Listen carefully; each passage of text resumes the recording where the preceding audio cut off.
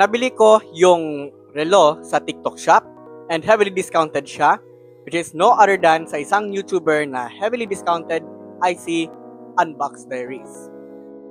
That brand is coming from ITEL itself, and heto yung relo.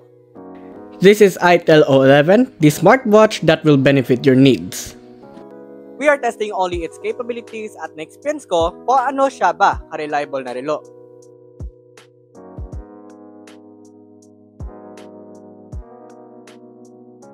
Napunta tayo sa design and construction niya.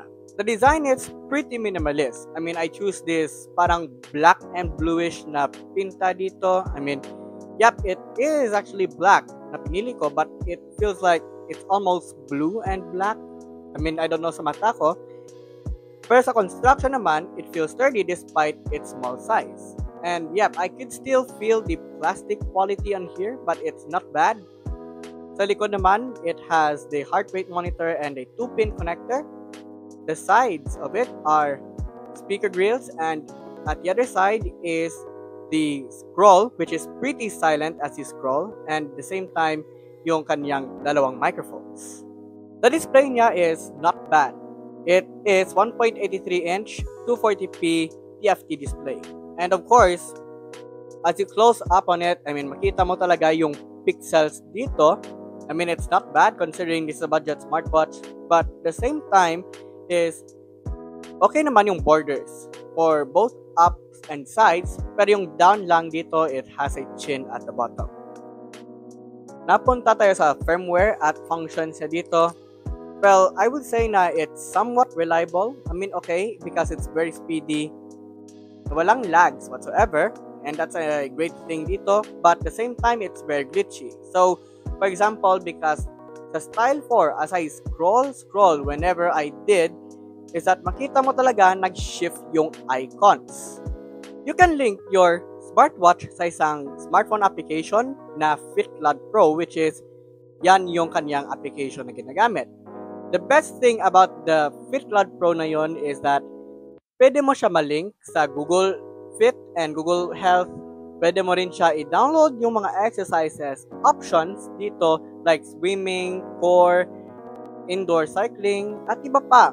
Take note is that you can only add that once kasi if you add another option that you previously added, ma-change siya. Pwede mo rin ma-change yung lock screen wallpaper niya or pwede mo i-add yung picture nyo para ma-synchronize sa smartwatch nyo mangin lock screen wallpaper. Meron siyang Bluetooth call which is pretty clear and loud. Meron naman siyang VO2 monitor or blood oxygen monitor to monitor your blood oxygen. Pero somehow, I think accurate naman. I don't know. And meron naman siyang AI assistant button to call your virtual assistant sa iyong smartphones. You can also sync your contacts dito via the FitCloud application, and then you can call using your smartwatch pero pumunta pa yan sa smartphone mo para maka-call, and then dito mo na siya makommunicate. Of course, the best benefits of a smartwatch is pretty good, but there are also cons which I will going to mention dito. And a sub to the channel will be ITELigible.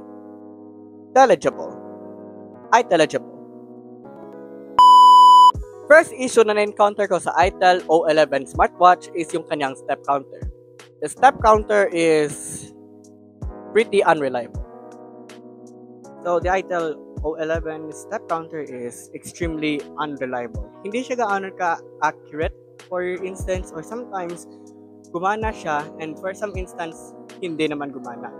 So for example, I'm traveling at night na walang nagbabasang step counter. It's a big sign of a red flag. I compared it sa Redmi Watch 3 Active and I would say na it seems almost accurate, pero ibalewala nila lang yung step counter na yan. If you compared both heart rate monitors sa Redmi Watch 3 Active, which is slightly more expensive, and if we compared it, it's almost accurate with slight gaps.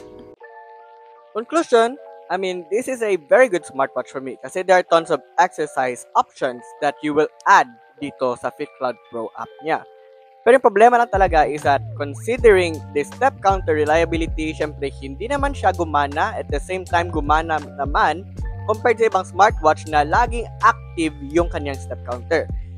Pero my suggestion is, if you can save more, you can get more sa mga mamahaling smartwatch like kay Redmi Watch 3 Active. But of course, I will still recommend the itel Flawless O11 smartwatch. Pero like I said, you get what you paid for, pero yan lang yung mga features niya na available, and the same time na hindi siya ganun ka-reliable yung feature na yon, like the step